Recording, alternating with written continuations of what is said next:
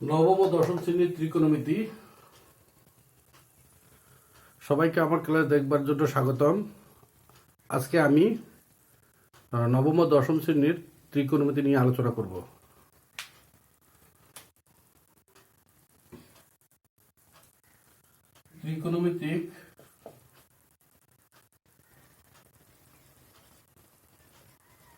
ত্রিকোণমিতিক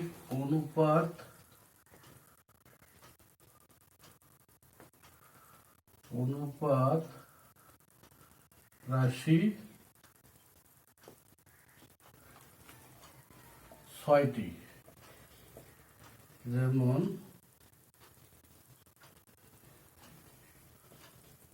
সাইন,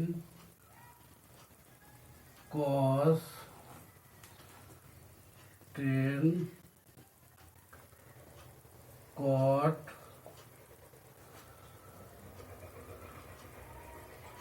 সেক, কোসেক। আসলে এই অনুপাতগুলো কিভাবে আসলো তা আমরা দেখব। প্রথমে একটি সমকোণী ত্রিভুজ অঙ্কন করি। ত্রিভুজটির নাম দেই এ বি সি। এই ত্রিভুজটির সঙ্গে এই 6টি ত্রিকোণমিতিক অনুপাত রাশির সম্পর্ক। এই ত্রিভুজের যদি এ কোণের সাপেক্ষে আমরা এই 6টি অনুপাতের মান বের করি, তাহলে দাঁড়াবে সাইন এ ইকুয়াল লম্ব বাই সাইনের সম্পর্ক এই ত্রিভুজের সাথে লম্ব এবং অতিভুজের সাথে।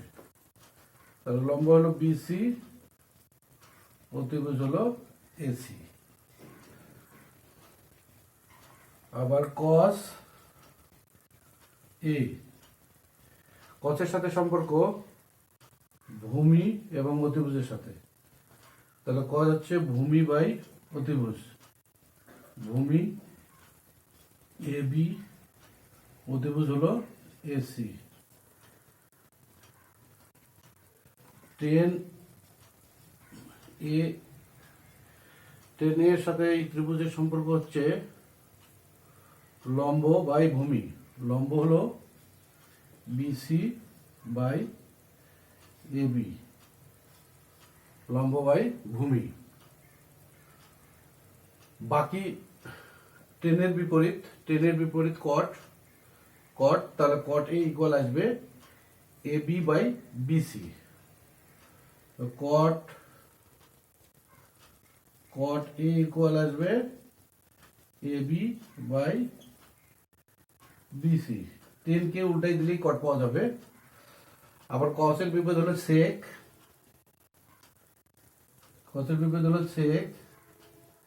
সেক কে উল্টাই দিলে আমরা কস কে উল্টাই দিলে সেক পাবো। তাহলে হবে এসি বাই এবি,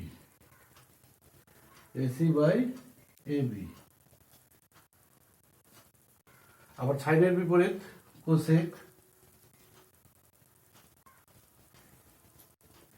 কে উল্টাই দিলে আমরা সাইনকে উল্টাই দিলে আমরা কোসেক পাবো। তাহলে সাইনকে উল্টাই দিলে এসি বাই বিসি। তাহলে এখানে সাইনের বিপরীত কোসেক, কসের বিপরীত সেক, টেনের বিপরীত কট। এই ত্রিকোণমিতিক অনুপাত 6টি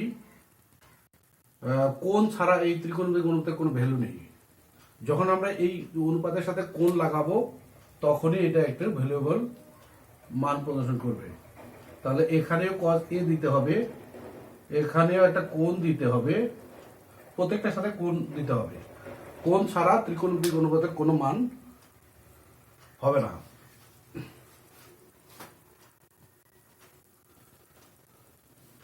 আচ্ছা, এই যে 6টি ত্রিকোণমিতিক অনুপাতের মানগুলো বের করলাম, এটি মনে রাখার একটি সহজ উপায় আছে।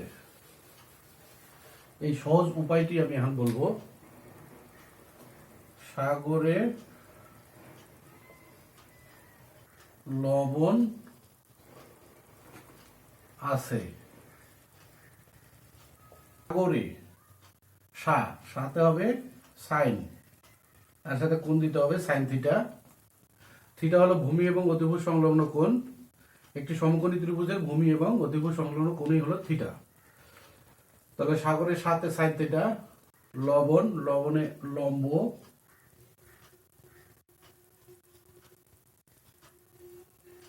আছেতে অতিভুজ। তাহলে কি দাঁড়ালো আমার? সাইন থিটা সমান লম্ব বাই অতিভুজ। সাগরে লবণ আছে, কবরে ভূত আছে। আচ্ছা, তাহলে কবরে কতে কস থিটা আসবে, কস থিটা। ভূতে ভূমি, আছেতে অতিভুজ।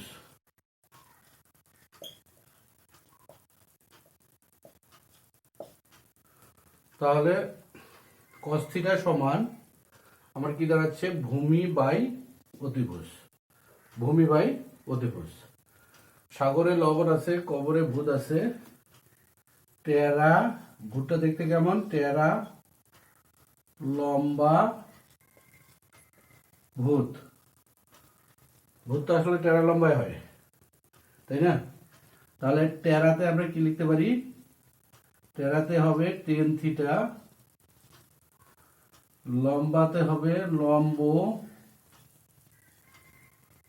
ভূতে হবে ভূমি। তাহলে টেন থিটা সমান কি দাঁড়াইলো? লম্ব বাই ভূমি। এটি হচ্ছে অনুপাতের সাথে একটা সমকোণী ত্রিভুজের, এটা যদি আমার সমকোণী ত্রিভুজটি হয় তাহলে আমার থিটা কোণ হবে এটা। কোণটিকে অবশ্যই ভূমি এবং অতিভুজ সংলগ্ন হতে হবে। আমি যদি থিটাটা এখানে না দিয়ে এখানে দেই তাহলে আমার ভূমি হবে এটা, অতিভুজ হবে এটা। তখন ত্রিভুজটিকে ঘুরাই চিন্তা করতে হবে। তো ভূমি এবং অতিভুজ সংলগ্ন কোণটি হলো থিটা। এবার আসি, তোমরা প্রিয় শিক্ষার্থীবৃন্দ, তোমরা এটি লিখে নাও এবং এটি মন্ত্রের মতো মুখস্থ করে রাখবা। সাগরে লবণ আছে, কবরে ভূত আছে, টেরা লম্বা ভূত। তাহলে এই তিনটি বাক্যের মাধ্যমেই ত্রিকোণমিতিক 6টি অনুপাতের সাথে ত্রিভুজের যে সম্পর্ক সেটি তোমরা খুব সহজেই মনে রাখতে পারবে। এবার আসি,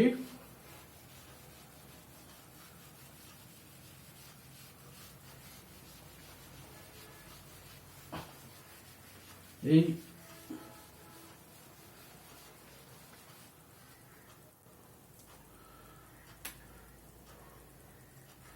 এবার আমরা ত্রিকোণমিতির যে সূত্রগুলো আছে সেগুলো একটু দেখব। Sine square theta plus cos square theta equal 1 plus tan square theta equal sec square theta. 1 plus cot square theta equal cos square theta. এবার আমরা দেখব এই সূত্র তিনটি কিভাবে এসেছে।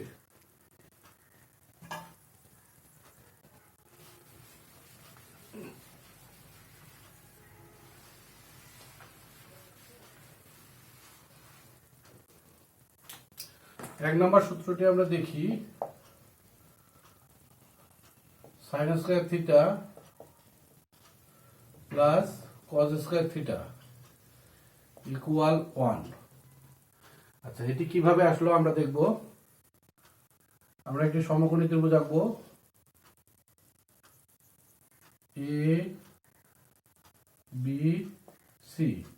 আমাদের অবশ্যই এই কোণটিকে থিটা ধরতে হবে, ভূমি এবং অতিভুজ। আমরা এটিও ধরতে পারি, যদি আমরা এটি থিটা ধরি তাহলে আমাকে এটি ভূমি ধরতে হবে, এটি অতিভুজ ধরতে হবে। এখন আসি এই সমকোণী ত্রিভুজের পিথাগোরাসের সূত্রটি থেকে পাই। পিথাগোরাসের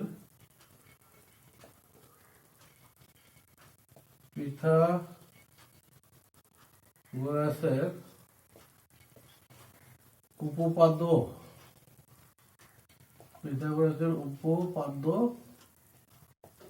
হতে পিথাগোরাসের উপপাদ্য আমরা কি জানি?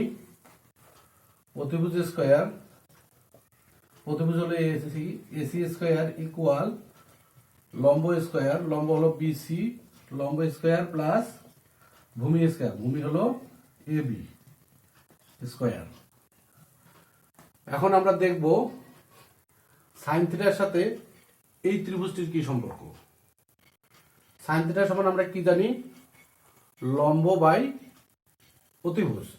তাহলে সাইন থিটা হচ্ছে লম্ব হচ্ছে বিসি এবং অতিভুজ হলো এসি।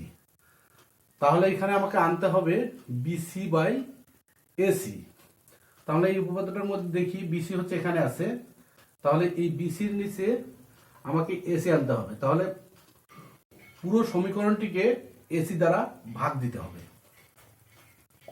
পুরো সমীকরণ এসি দ্বারা ভাগ দিলে হবে AC square by AC square equal BC square by AC square, A B square by AC square.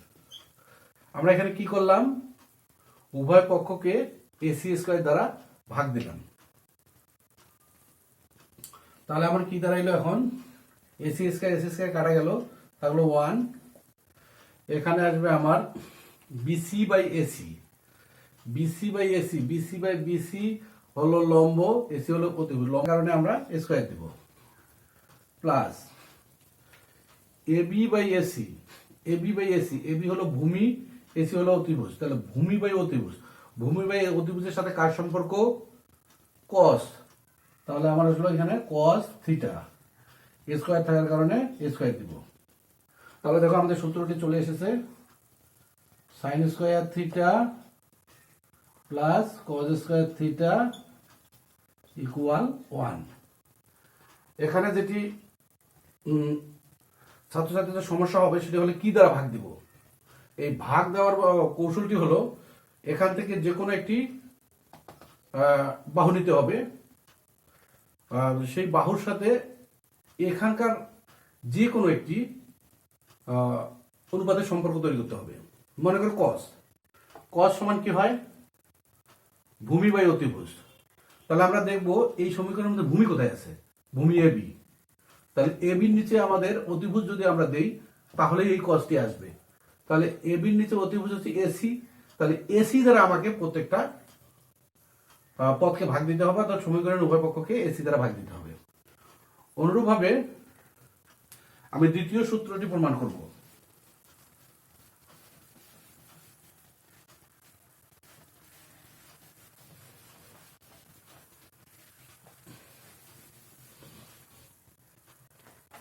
দুই নম্বর সূত্র হলো 1 প্লাস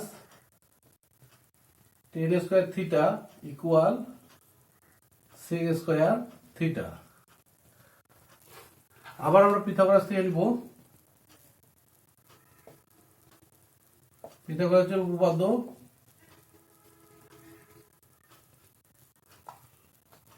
পিথাগোরাসের উপপাদ্য হতে তাহলে আমাদের কি দাঁড়াচ্ছে? এসি স্কয়ার ইকুয়াল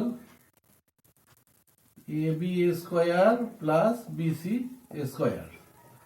আচ্ছা, আমরা এখন দেখব এখানে 10 আছে, 10 এর সাথে এই ত্রিভুজের কি সম্পর্ক? 10 সমান হচ্ছে লম্ব বাই ভূমি, লম্ব হলো বিসি, লম্বের নিচে যদি আমি ভূমিটা দিই তাহলেই তো আমাদের টেন থিটা চলে আসবে। তাহলে আমরা কি দ্বারা ভাগ দিব? টেন থিটা দ্বারা, এই ভূমি দ্বারা ভাগ দিব। ভূমি হলো আমাদের এবি। তাহলে এই সমীকরণ উভয় পক্ষকে এবি দ্বারা ভাগ দিব। তাহলে AC square by AB square equal AB square by AB square plus BC square by AB square. উভয় পক্ষকে এবি দ্বারা ভাগ দিলাম। তাহলে এখন আমাদের কি দাঁড়াইলো? AC by AB. AC by AB. AC হলো অতিভুজ, এবি হলো ভূমি। তাহলে অতিভুজ বাই ভূমি, অতিভুজ বাই ভূমির সাথে সেকের সম্পর্ক। তাহলে সেক থিটা স্কোয়ার থাকার কারণে আমরা এখানে স্কোয়ার দিব। এটা কাটা গেলে এটা 1 হলো, প্লাস এখানে বিসি বাই এবি, লম্ব বাই ভূমি। লম্ব বাই ভূমির সাথে টেনের সম্পর্ক। তাহলে টেন থিটা স্কোয়ার থাকার কারণে স্কোয়ার দিব। তাহলে আমাদের চলে এসেছে সূত্রটি। আমরা ঘুরাই লিখি 1 plus tan square theta, 1 plus tan square theta equal sec square theta. আবার আমার 3 নম্বর সূত্রটিও দেখব।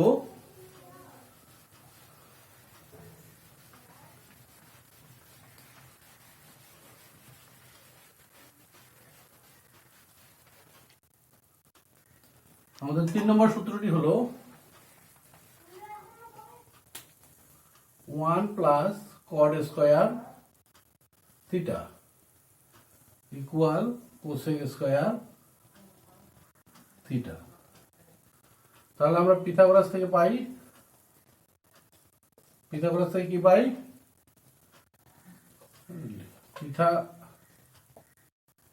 পিথাগোরাসের উপপাদ্য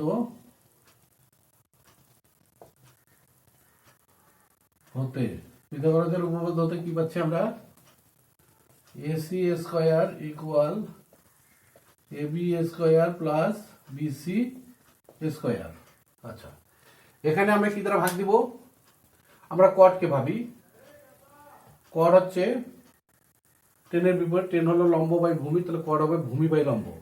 ভূমি বাই লম্ব। তাহলে এখানে ভূমি কি? এবি। এটা হলো ভূমি।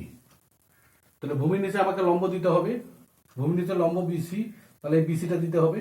তাহলে প্রত্যেকটি পদকে বিসি স্কোয়ার দ্বারা ভাগ দিতে হবে। তাহলে AC square by BC square equal AB square by BC square plus BC square by BC square. তাহলে আমাদের কি দাঁড়াইলো? AC by BC. AC by BC. AC হলো অতিভুজ, বিসি হলো লম্ব। অতিভুজ বাই লম্ব, অতিভুজ বাই লম্ব, এটা হলো কোসেক, সাইনের বিপরীত। তাহলে কোসেক থিটা স্কোয়ার, তাহলে cosec square theta equal AB by BC. AB হলো ভূমি, বিসি হলো লম্ব। ভূমি বাই লম্ব, ভূমি বাই লম্ব, লম্ব বাই ভূমি হলো টেন, তাহলে টেনের বিপরীত হলো কট, ভূমি বাই লম্ব। তাহলে এটা আসতেছে কট। তাহলে কট স্কোয়ার থিটা প্লাস এটা কাটা গেল, এটা 1। তাহলে সূত্রটিকে যদি আমরা সাজায় লিখি তাহলে কি পাবো? ডান পাশ থেকে বামে নিয়ে আসি। 1 plus cot square theta equal cosec square theta. আমার ক্লাসটি দেখবার জন্য সবাইকে ধন্যবাদ।